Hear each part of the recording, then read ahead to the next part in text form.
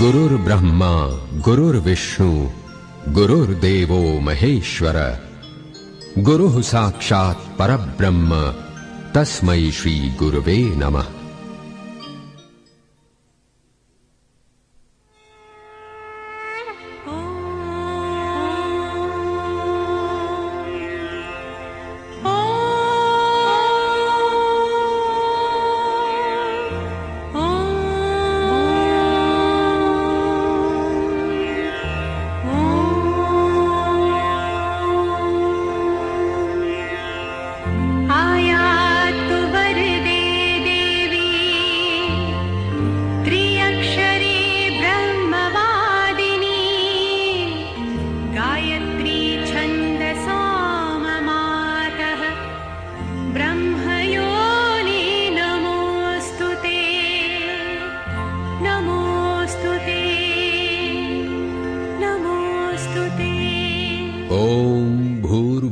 स्वः तत्सवितुर्वरेण्यं भर्गो देवस्य धीमहि धियो यो नः प्रचोदयात्। वेद मूर्ति तपोनिष्ठ पूज्य पंडित श्री राम शर्मा आचार्य जी, जिन्होंने 24 वर्ष तक कठोर तप कर गायत्री महाशक्ति का साक्षात्कार किया, समाज के नवनिर्माण हेतु गायत्री परिवार जैसी संस्था की स्थापना की, चारों वेद, 18 पुराण, 108 उपनिषद, 6 दर्शन और भी सभी शास्त्रों का भाष्य किया, जनमानस के परिष्कार हेतु लगभग 3000 पुस्तकें लिखी, जिससे लाखों लोगों को नई दिशा मिली है। प्रस्तुत है उन्हीं की पुस्तक हारिए न हिम्मत। जो लोग आध्यात्मिक चिंतन से विमुख होकर केवल लोकोपकारी कार्य में लगे रहते हैं, वे अपनी ही सफलता पर अथवा सद्गुणों पर मोहित हो जाते हैं। वे अपने आप को लोक सेवक के रूप में देखने लगते हैं। ऐसी अवस्था में वे आशा करते हैं कि सब लोग उनके कार्यों की प्रशंसा करें, उनका कहा माने। उनका बढ़ा हुआ अभिमान उन्हें अनेक लोगों का शत्रु बना देता है। इससे उनकी लोक सेवा उन्हें वास्तविक लोक सेवक न बनाकर लोक विनाश का रूप धारण कर लेती है। आध्यात्मिक चिंतन के बिना मनुष्य में विनीत भाव नहीं आता और न उसमें अपने आप को सुधारने की क्षमता रह जाती है। वो भूलों पर भूल करता चला जाता है और इस प्रकार अपने जीवन को विकल बना लेता है। हम जिस भारतीय संस्कृति, भारतीय विचारधारा का प्रचार करना चाहते हैं, उससे आपके समस्त कष्टों का निवारण हो सकता है। राजनीतिक शक्ति द्वारा आपके अधिकारों की रक्षा हो सकती है, पर जिस स्थान से हमारे सुख दुख की उत्पत्ति होती है, उसका नियंत्रण राजनीतिक शक्ति नहीं कर सकती। ये कार्य आध्यात्मिक उन्नति से ही संपन्न हो सकता है। मनुष्य को मनुष्य बनाने की वास्तविक शक्ति भारतीय संस्कृति में ही है। ये संस्कृति हमें सिखाती है कि मनुष्य मनुष्य से प्रेम करने को पैदा हुआ है, लड़ने मरने को नहीं। अगर हमारे सभी कार्यक्रम ठीक ढंग से चलते रहे तो भारतीय संस्कृति का सूर्योदय अवश्य होगा। यदि तुम शांति, सामर्थ्य और शक्ति चाहते हो तो अपनी अंतरात्मा का सहारा पकड़ो। तुम सारे संसार को धोखा दे सकते हो, किंतु अपनी आत्मा को कौन धोखा दे सका है? यदि प्रत्येक कार्य में आप अंतरात्मा की सम्मति प्राप्त कर लिया करेंगे तो विवेक पथ नष्ट न होगा। दुनिया भर का विरोध करने पर भी यदि आप अपनी अंतरात्मा का पालन कर सकें तो कोई आपको सफलता प्राप्त करने से नहीं रोक सकता। जब कोई मनुष्य अपने आप को अद्वितीय व्यक्ति समझने लगता है और अपने आप को चरित्र में सबसे श्रेष्ठ मानने लगता है, तब उसका आध्यात्मिक पतन होता है।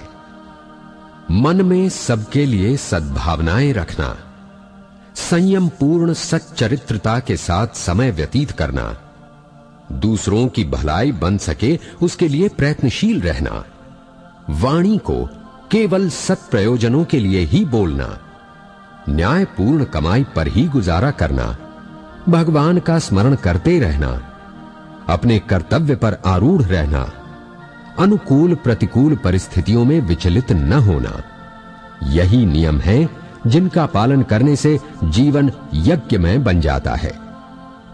मनुष्य जीवन को सफल बना लेना ही सच्ची दूरदर्शिता और बुद्धिमत्ता है। जब तक हम में अहंकार की भावना रहेगी, तब तक त्याग की भावना का उदय होना कठिन है। उठो, जागो, रुको मत, जब तक के लक्ष्य प्राप्त न हो जाए। कोई दूसरा हमारे प्रति बुराई करे या निंदा करे, उद्वेगजनक बात कहे, तो उसको सहज करने और उसे उत्तर न देने से बैर आगे नहीं बढ़ता। अपने ही मन में कह लेना चाहिए कि इसका सबसे अच्छा उत्तर है मौन। जो अपने कर्तव्य कार्य में जुटा रहता है और दूसरों के अवगुणों की खोज में नहीं रहता, उसे आंतरिक प्रसन्नता रहती है। जीवन में उतार चढ़ाव आते ही रहते हैं। हंसते रहो, मुस्कुराते रहो। ऐसा मुख किस काम का जो हंसे नहीं, मुस्कुराए नहीं। जो व्यक्ति अपनी मानसिक शक्ति स्थिर रखना चाहते हैं, उनको दूसरों की आलोचनाओं से चिढ़ना नहीं चाहिए। तुम्हें यह सीखना होगा कि इस संसार में कुछ कठिनाइयां हैं जो तुम्हें सहन करनी है। वे पूर्व कर्मों के फलस्वरूप तुम्हें अजेय प्रतीत होती हैं। जहां कहीं भी कार्य में घबराहट, थकावट और निराशाएं हैं, वहां अत्यंत प्रबल शक्ति भी है। अपना कार्य कर चुकने पर एक ओर खड़े हो जाओ। कर्म के फल को समय की धारा में प्रवाहित हो जाने दो। अपनी शक्ति भर कार्य करो और तब अपना आत्मसमर्पण करो। किन्हीं भी घटनाओं में हतोत्साहित न हो। तुम्हारा अपने ही कर्मों पर अधिकार हो सकता है, दूसरों के कर्मों पर नहीं। आलोचना न करो, आशा न करो, भय न करो। सब अच्छा ही होगा। अनुभव आता है और जाता है। खिन्न न हो। तुम दृढ़ भित्ति पर खड़े हुए हो। साक्षात्कार संपन्न पुरुष न तो दूसरों को दोष लगाता है और न अपने को अधिक शक्तिमान वस्तुओं से आच्छादित होने के कारण वो स्थितियों की अवहेलना करता है। अहंकार से उतना ही सावधान रहो जितना एक पागल कुत्ते से। जैसे तुम विष या विषधर सर्प को नहीं छूते, उसी प्रकार सिद्धियों से अलग रहो और उन लोगों से भी जो इनका प्रतिवाद करते हैं। अपने मन और हृदय की संपूर्ण क्रियाओं को ईश्वर की ओर संचारित करो। दूसरों का विश्वास तुम्हें अधिकाधिक असहाय और दुखी बनाएगा। मार्गदर्शन के लिए अपनी ही ओर देखो, दूसरों की ओर नहीं। तुम्हारी सत्यता तुम्हें दृढ़ बनाएगी। तुम्हारी दृढ़ता तुम्हें लक्ष्य तक ले जाएगी। जो कुछ हो होने दो। तुम्हारे बारे में जो कहा जाए उसे कहने दो। तुम्हें ये सब बातें मृग तृष्णा के जल के समान असार लगनी चाहिए।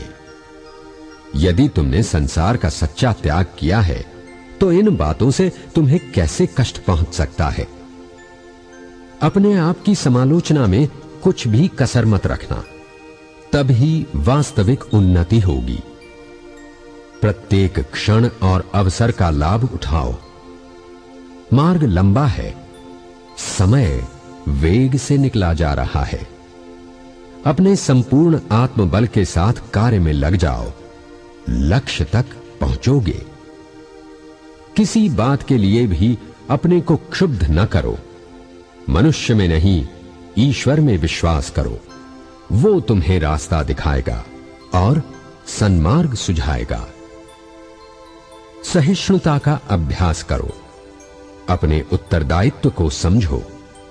किसी के दोष को देखने और उन पर टीका टिप्पणी करने के पहले अपने बड़े बड़े दोषों का अन्वेषण करो। यदि अपनी वाणी का नियंत्रण नहीं कर सकते तो उसे दूसरों के प्रतिकूल नहीं बल्कि अपने प्रतिकूल उपदेश करने दो। सबसे पहले अपने घर को नियमित बनाओ, क्योंकि बिना आचरण के आत्मानुभव नहीं हो सकता। नम्रता, सरलता, साधुता, सहिष्णुता, ये सब आत्मानुभव के प्रधान अंग हैं। दूसरे तुम्हारे साथ क्या करते हैं इसकी चिंता न करो, आत्मोन्नति में तत्पर रहो। यदि ये तथ्य समझ लिया तो एक बड़े रहस्य को पा लिया। तुम्हें अपने मन को सदा कार्य में लगाए रखना होगा, इसे बेकार न रहने दो।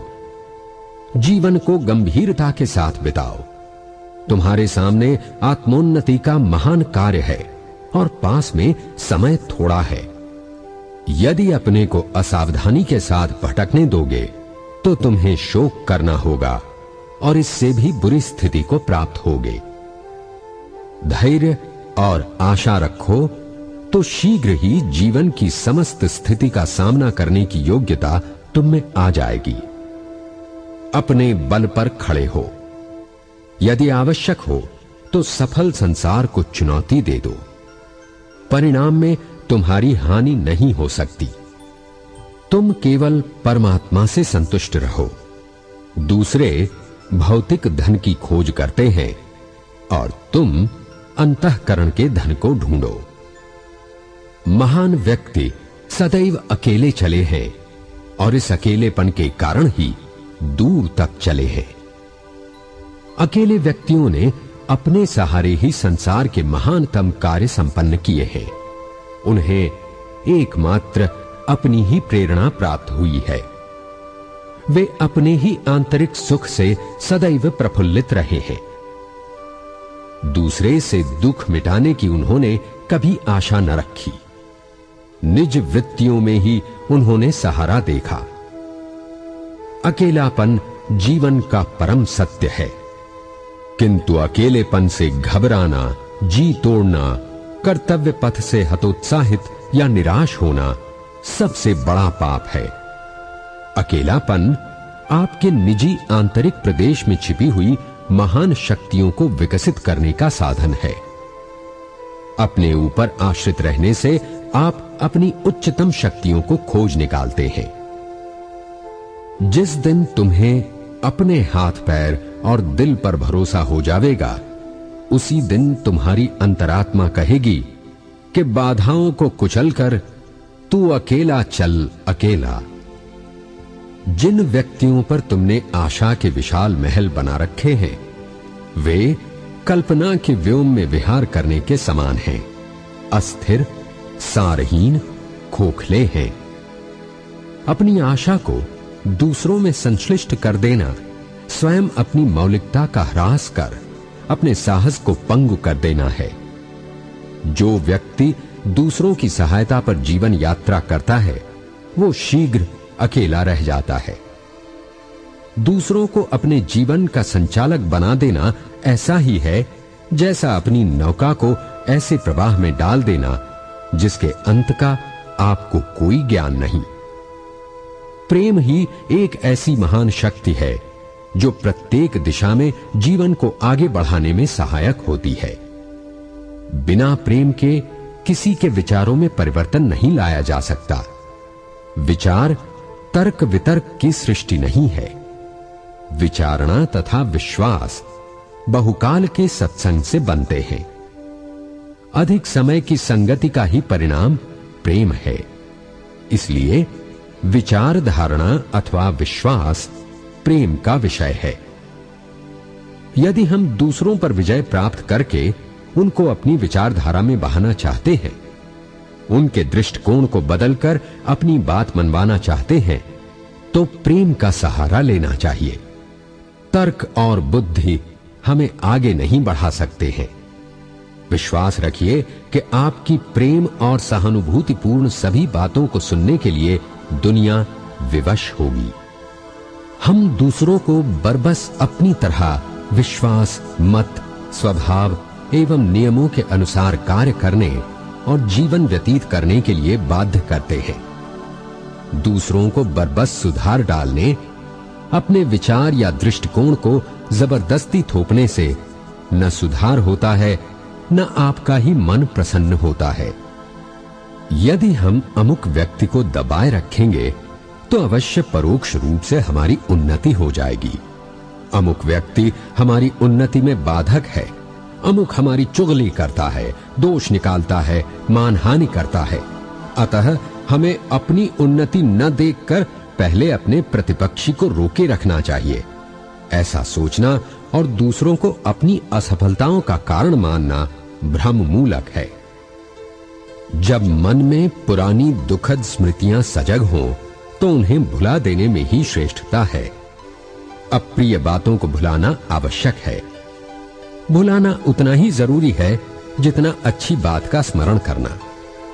यदि तुम शरीर से, मन से और आचरण से स्वस्थ होना चाहते हो तो अस्वस्थता की सारी बातें भूल जाओ। माना कि किसी अपने ने ही तुम्हें चोट पहुंचाई है, तुम्हारा दिल दुखाया है, तो क्या तुम उसे लेकर मानसिक उधेड़बुन में लगे रहोगे? अरे भाई, उन कष्टकारक अप्रिय प्रसंगों को भुला दो। उधर ध्यान न देकर अच्छे शुभ कर्मों से मन को केंद्रीभूत करो। चिंता से मुक्ति पाने का सर्वोत्तम उपाय दुखों को भूलना ही है। तुम सुख दुख की अधीनता छोड़ उनके ऊपर अपना स्वामित्व स्थापित करो और उसमें जो कुछ उत्तम मिले उसे लेकर अपने जीवन को नित्य नया रसयुक्त बनाओ। जीवन को उन्नत करना ही मनुष्य का कर्तव्य है, इसलिए तुम भी उचित समझो सो मार्ग ग्रहण कर इस कर्तव्य को सिद्ध करो। प्रतिकूलताओं से डरोगे नहीं और अनुकूलता ही को सर्वस्व मानकर न बैठे रहोगे तो सब कुछ कर सकोगे। जो मिले उसी से शिक्षा ग्रहण कर जीवन को उच्च बनाओ। ये जीवन ज्यों ज्यों उच्च बनेगा त्यों त्यों आज जो तुम्हें प्रतिकूल प्रतीत होता है वो सब अनुकूल दिखने लगेगा और अनुकूलता आ जाने पर दुख मात्र की निवृत्ति हो जाएगी। हमारी कोई सुनता नहीं, कहते कहते थक गए, पर सुनने वाले कोई सुनते नहीं, अर्थात उन पर कुछ असर ही नहीं होता। मेरी राय में इसमें सुनने वाले से अधिक दोष कहने वाले का है। कहने वाले करना नहीं जानते, वे अपनी ओर देखें। आत्मनिरीक्षण कार्य की शून्यता की साक्षी दे देगा। वचन की सफलता का सारा दारोमदार कर्मशीलता में है। आप चाहे बोले नहीं, थोड़ा ही बोले, पर कार्य में जुट जाइए। आप थोड़े ही दिनों में देखेंगे कि लोग बिना कहे आपकी ओर खिंचे आ रहे हैं। अतः कहिए कम, करिए अधिक।